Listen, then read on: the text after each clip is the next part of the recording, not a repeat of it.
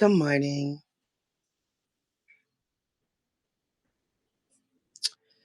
Sorry, I am setting up. I was running a little bit off. I had to go and pick up my tiny humans medication for the month.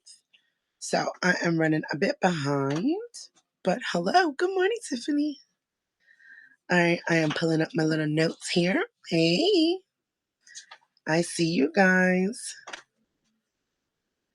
Uh, Today is day 14. And as if you can hear, I'm coming down with a cold again. The one that I was fighting off last week seems to be on top of me again this week. Good morning, Kate. Uh, so I'm not loving that. Hey, Michelle. So while we're kind of you two, oh, it's so yucky. Good morning, Lindsay. I don't love that. What did you guys think of the school idea? The SKOOL school community, or should we just leave it with Facebook for now? Oh my goodness. Okay. So day 15 is, what does intersectionality look like in practice? Yay! I love intersectionality, right? So if you are on your anti-racism journey, you have been introduced to this concept of intersectionality. You do like the idea, Tiffany? Full on, like anything off meta. Yeah, I think a lot of people are feeling the same way. Love to be seen by you, Lisa. You fill me up. Um, Intersectionality is something that you've already heard of, right? It's been coined, we all know.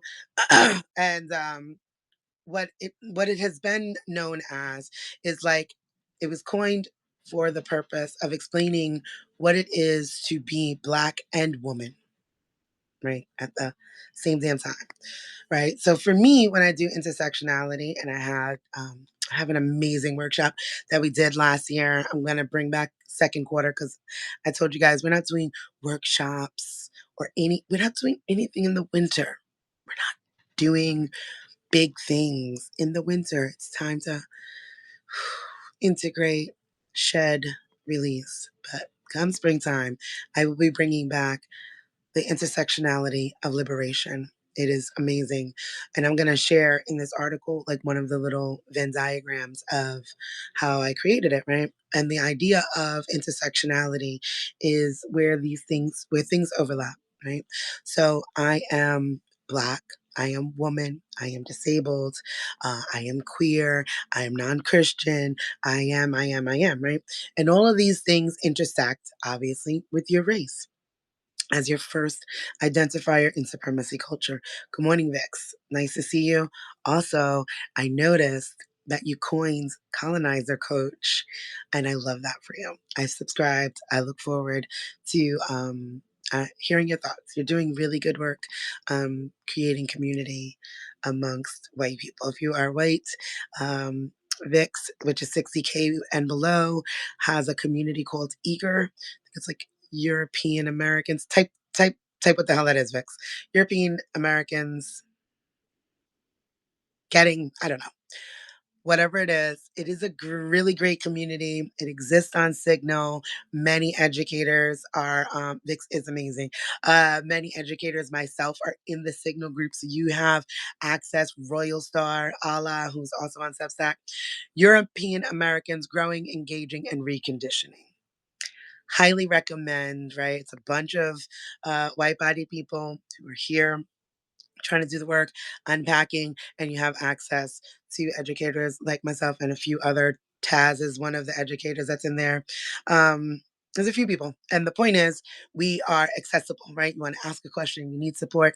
And it's a beautiful thing to learn how to create that community amongst yourselves and still be held and supported by non-white people. So anyway, I will add the eager community link into this playback as well to join. That being said, what does intersectionality look like in practice? Three talking points for today. Intersectionality as a framework for collective liberation. Intersectionality is not just theory, it's practice. And intersectionality means shared responsibility. Doesn't that feel good?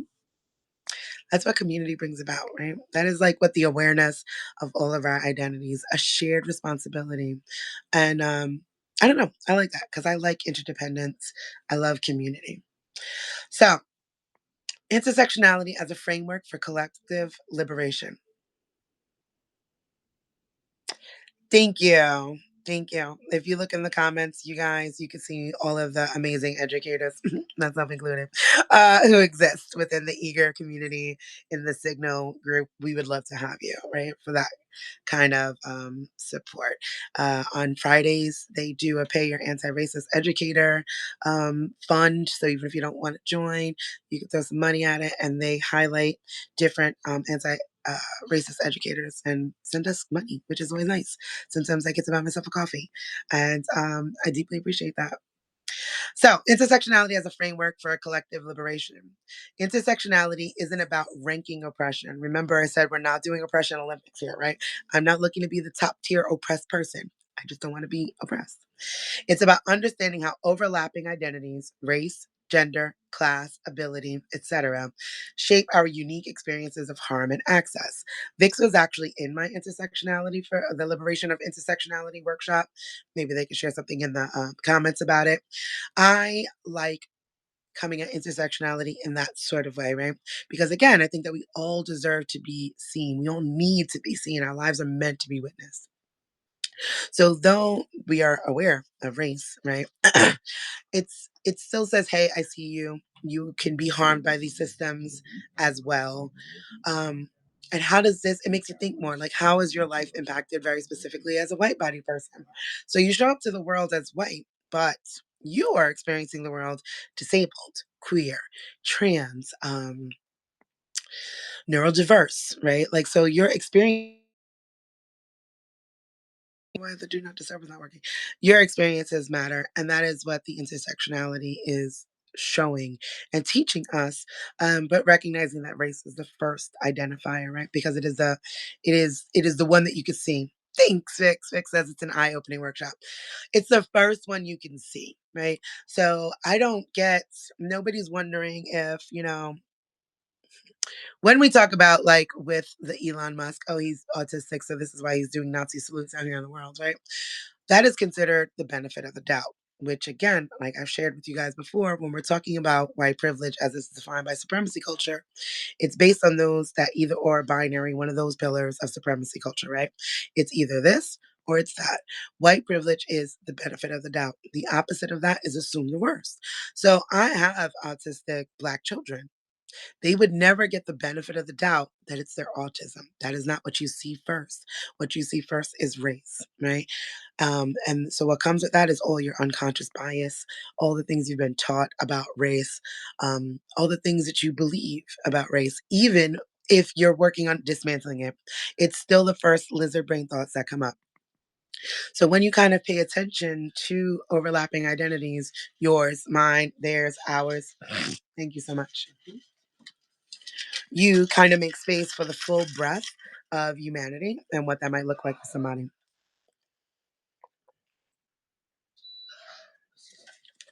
and their experiences, recognizing that race is still and always the first identifier.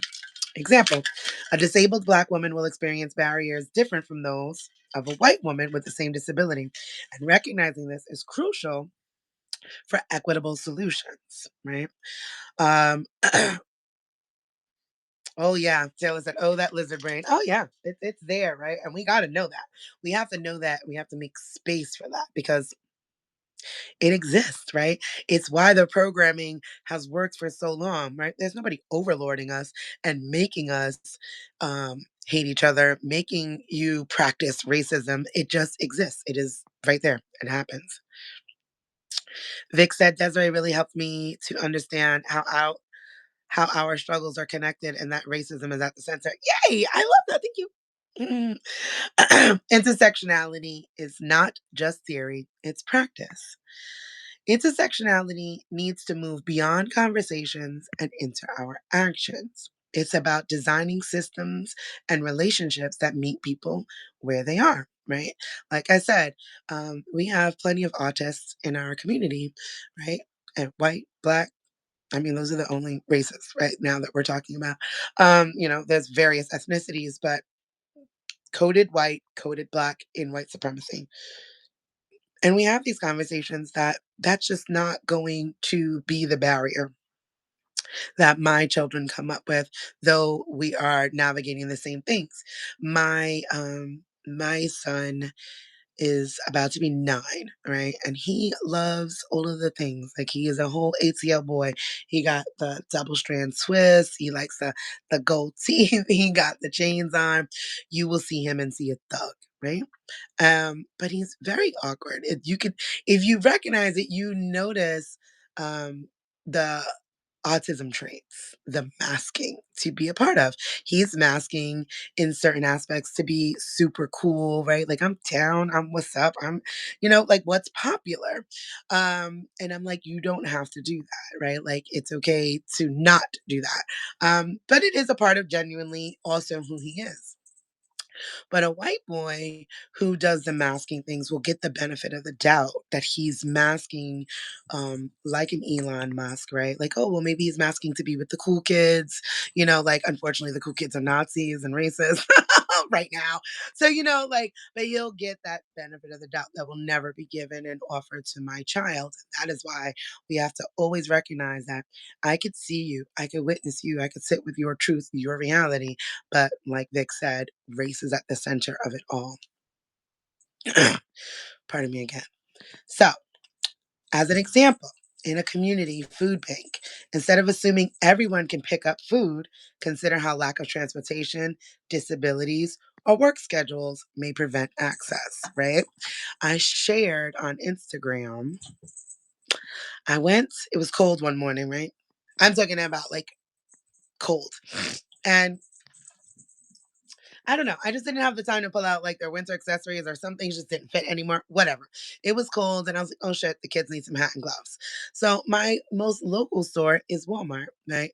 So I took them to school and I was like, okay, let me go grab some things and I'll bring it to school. So when they go out to play, they'll be able to have it and they're not going to be cold. I got, I think it was like 3 hats, a pack of socks, and 2 sets of gloves. It was $40. I posted this on Threads or Instagram or one of them. And it was like a social experiment to see the apathy, right? Because I'm like, this does not make any sense. That even at $20 an hour, right? Which is a lot of people are not making $20 an hour. But at $20 an hour, this would be like 2.5 hours of labor at least, right? Maybe 3, considering taxes and what you have taken out of there. And it was not worth 3 hours of labor. The conversations that were happening, I was like, "What?" I'm like, "Oh, you could see where classism meets racism right here in this thread, right? Oh, well, you should go here, or you should try this. Why are you shopping at Walmart anyway? Well, if you can't afford to do all the things." And I'm sitting here and I'm like, so here's what you didn't notice is that one, my kids had a need and I was able to meet that need immediately. That's a privilege. In the morning, they were cold. I dropped them at school, went immediately to a store, purchased it. Well, did you look at the prices? No, because whether it was 40 or 100, they needed it and I was going to get it. Like, so I did it. I went and I grabbed the Wonder Nation. It wasn't even name brand. I'm not out there trying to be like fancy schmancy. I just was like, they need head coverings, right? Clothing is for appropriate weather. So I was able to get there, purchase it, and do it in real time. They didn't have to wait for Friday paycheck. They didn't have to wait for me to meander through Goodwill to find something. Like they completely missed that point. And what I was saying is in a country where legally they could pay you 725, and there are people that are getting that, this should not cost as much. Right. And you're talking about going to other places. What about people that are on buses? What about can I transfer from the bus route that I pay for to a store that's local? And then Walmart is the most local store to many places because they exist for that reason, because mom and pop shops are out of business. And yarn is so expensive to even get one made. Like, see, they're very, very costly. This was a gift though, which I love. So these are other things, right, to be intersectional about. Class. Like you're saying that like everybody has the ability. Oh, go to a food bank. Okay, are you picking them up? How they getting there, right? Because people pretend or they think that you need a food bank because you're at home being lazy and not bootstrapping your life through. When in truth, people still need a food bank working two jobs. How can I get there? Anybody helping me? Who's filling it up? All of those things, right? Those are other aspects of intersectionality that go beyond race. Intersectionality means shared responsibility. This is my favorite part about learning about intersectionality in more depth. Liberation isn't just about fighting for your piece of the pie. It's about working collectively to ensure that everyone can thrive. This means addressing oppression, even if it doesn't directly affect you, right? So I will argue with people, and I'm like, listen, if your activism is not from the hood to the holler, I don't want to know about it because I don't care, right? I don't care about your whack ass. You don't have the depth or the range for the work that I'm trying to do. I am just as concerned about poor people in the holler as I am poor people in the hood. This is not like, yes, Black people first because I'm Black. My children are Black, right? And that sort of idea. And it more so is because I can't mask out of this, right? Poor white people can move up in those hierarchies of whiteness. They can move up. They could code switch, speak better, dress better, move, and then they are quote unquote safe. There's no escaping that. So, yes, Black first because it is such an urgent need and an inescapable identity. But I assure you, I'm just as concerned about what's going on in poor areas. I'm just as well versed in the trailer park as I am the projects. And that needs to be the point, right? Like I say, with white people, it's really hard to turn around and say, yes, come and be in community when you still look at your own and call them trash. That is crazy to me that your classism impacts you guys the way racism impacts us. And it is something that you put on yourself, right? Like calling each other like white trash. Oh, that person's white trash. Like trash hurts my heart because they're disposable to you. So if your own people that look like you are disposable to you, what makes me special? I don't want to feel like you're a special project, right? So, as an example here, I put white feminists supporting the fight for reproductive rights should also show up for Black maternal mortality and LGBTQ healthcare rights because they're interconnected, right? When we think about these things, and I wanted to do a side quest, and I may because you guys know me, but when we think about healthcare, first of all, as it's coded, how many things are actually gender affirming, even though you're cis? So I care about that, right? Like, so like, will I be able to get my teeth fixed because I'm supposed to be a pretty and a woman, and this is my price apparently to pay existing in the world is to be beautiful. Um, you know, do I owe you that? Will that be covered? Like recognizing where we overlap in certain things. You want to fight for abortion rights, but you don't care that Black women are dying giving birth in this country. You don't care that trans women don't have access to certain healthcare things or, period products in school. There's so many overlapping things instead of dealing with stuff in one aspect, right? Like, oh, we can only focus on this, like it's a special needs interest. Again, humanity. And it overlaps. These identities are constantly intersecting. Kate says nobody is disposable. No, nobody is disposable. Nobody. Lisa says, where I live, many people don't even have running water or gas from the hood to the holler. That's it, from the hood to the holler. Because, yeah, people in Flint, Michigan still don't have clean water. like, I think that there needs to be a deeper conversation about the breadth of American United States history. Up until the 70s, many people did not have the plumbing for indoor running water in the United States. We are 100% a third world country just because they put on in certain areas, like if you are just viewing the United States from New York, Miami, LA, Louisiana, sort of, and not even Louisiana, that's just more for fun. But if you are viewing the United States from those three aspects, you are not getting the full breadth of the United States. You are not understanding how impoverished middle America is. You're not understanding how isolated middle America, very specifically, right? When we are talking about these progressive things, right? And when being intersectional means pulling in those right wing folks too, some of them have never seen a Black person in their life in 2025 because on TV.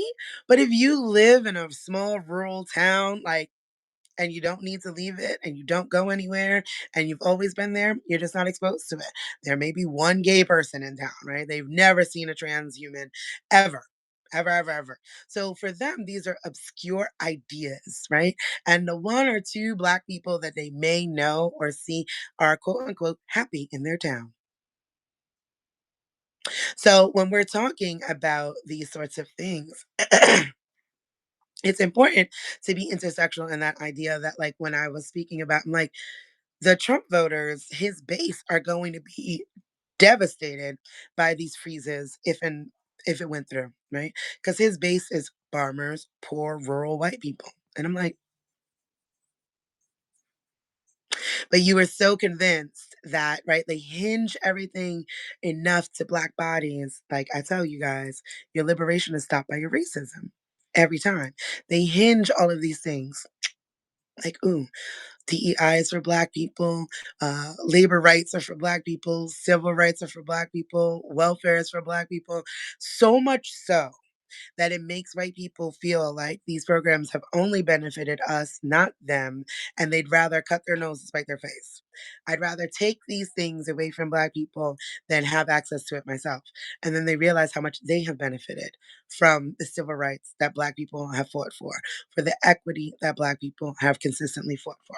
And that is also intersectionality, recognizing how foolish they are in protecting their own selves, right? Like that brings it in. So when you're thinking about intersectionality and going beyond Kimberly's definition of just being Black and being woman, I want you to think about all of the identities that overlap. Are you poor? Are you disabled? Are you queer? Are you white? Are you Black? How are you coded? Right? Then it can go even further. My life as a Black woman in America is not going to be the same as somebody who is unambiguously Black, right? Like, I'm going to quote unquote benefit from my proximity to whiteness, be it because you think I look like I'm mixed or because of the fact that I share the fact that I have a white mother. All of those things will benefit me, right? My hair texture, featureism, etc. And so we have to pay attention to how everybody's experiences are going to be different. For white people, you understand this. If you are fat with brown hair and brown eyes, you are not treated as well as your thin, blonde, blue-eyed counterpart, right? You got shit brown eyes. It was just never really an attractive trait until maybe the 90s, right?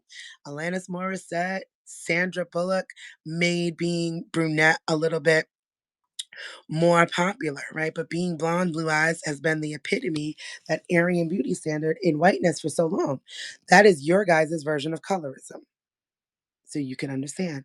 And that is that intersectionality, right? In the workshop, when I was talking, I'm like, as a New Yorker who understands Jewish bodies that have been coded as Hebrew or as Jewish here in America, you could not pass a Jewish person by me, even when they are white skinned.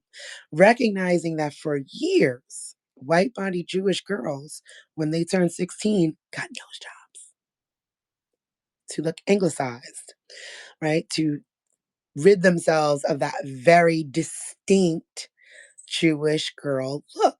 That's intersectionality, right? Is being aware of the depths that this system of supremacy culture has impacted us to the point that we have to consistently find ways to fit in that usually harm us. And then also recognizing that in a Black body, there is nothing you can do to fit in because race is your first identifier. Laura says 100. All the popular girls at schools. Yep. Blonde hair, blue eyes, cheerleader, certain type of body. Those things are set up. Oh yeah, pretty privilege is real. I use it all the time. Because it exists and you might as well exploit it. So, anyhow, as we wrap this out, uh, again, the 3 points. What does intersectionality look like in practice? And like I said, moving beyond Kimberly's idea of just black and woman, because that was integral to break open the white feminist movement. Very much a needed analysis. And now I want you to take this analysis and go deeper. Two, intersectionality is not just theory, it's practice. Again, like, oh, I understand it, right? But how are you implementing it? Intersectionality means shared responsibility. That just warms my soul, right? Because when we are actually being intersectional in practice, recognizing what it is a shared responsibility. Because now I'm going to make sure that things are more accessible. How can I, yesterday when I shared with you guys in community building, if we're going to protest, not everybody can afford to protest, right? People have to go to work. Okay. If you can get together and you say, okay, me and 10 other people can afford $1,000, that's $10,000 pot for people, that you could cover the wages of maybe 50 people that could show up. You see how you amp up your own numbers and you see how it's reciprocal, and that is intersectional because you are aware that classism can stop certain movements. Like whenever I see marches going on a Wednesday in the middle of the day, I'm like, you don't got no job. And I don't believe you. You're going to march your ass right back home to the white man that is providing the life for you to be able to march on a Wednesday. That's what it looks like to the global majority. Is like, because who's doing this? You're not even intersectional in your marching. You're not intersectional in your activism. You're not intersectional in your advocacy. And when you become intersectional in that way, where it's not theory, it's practice, there is a shared responsibility, right? And that is a beautiful part of community because how do we hold this and hold the many truths? One person can't do that, but we can hold it all, right? Like together we can hold it. Together we can hold each other accountable and say, wait, does this march work for people do we have abilities access, right? Hey, I need 50 people that actually are aware on how to push a wheelchair, right? Do we have people that have solar chargers for mobile devices, right? Like, so if I have an electric chair out here and I want to march with you guys, how the fuck am I charge it if it dies, right? And this is how everybody, each one holds each other accountable with love. Okay, do we have food out here for people, right? The medics, all of those things are out here, right? During the 2021s, my daughter, my eldest, started their own nonprofit, Feed the Revolution, because people were out there for hours and couldn't eat. So we gathered up food. People were making sandwiches. We wound up getting a whole storage. Like it got that big. And they were out there every day feeding people. They had their little wagons, like, and they would just like walk around and hand out food, hand out water, right? Yes. Lisa agrees with me. Together, we can hold it. And that is intersectionality in practice outside of theory. And yes, mutual aid, Taylor, because that is it. That's the shared responsibility is making sure we all eat, we're all housed, we're all cared for, we're all witnessed, we're all seen. That is intersectionality. Can I see all of your struggles? Yes. Do I understand that you are X, Y, and Z and all those marginalizations? I 100% do. Do you in turn understand that the first marginalization is race? Yes? Great. We can move forward. We can build together because you are aware that this is how the hierarchies of oppression go. And what we're trying to do is not have an oppression Olympics or be top tier oppressed. We want to eradicate oppression in its entirety. So that is my spiel for today. I am going to take some meds, get this article ready. And hit post on my Black History, Resilience, and Liberation side quest because I apparently don't have enough things to do. ADHD is my superpower. Okay. Thank you guys for showing up. I deeply, deeply appreciate you. You guys are here daily. I want you to celebrate yourself, right? For doing this big, big, big work during Season of Self. And remind me to share what am I supposed to be sharing. I'm going to share the visual that I used for understanding intersectionality at this depth. Thank you, Tiffany. I hope I do get well. And the Liberation for Intersectionality workshop. Oh, thank you, Lisa. Lisa says I'm a gift. I do think I'm kind of. I think so too. I think so too. But you guys are also gifts, right? Showing up. Oh, thank you, Pega. I am going to rest. I think I'm going to cancel my 10:30. Which Mo told me to do anyway. Mo was like, "You need to cancel," because Mo was here this week helping me. See, holding each other, holding each other. Can't do it alone, guys. Bye. See you tomorrow.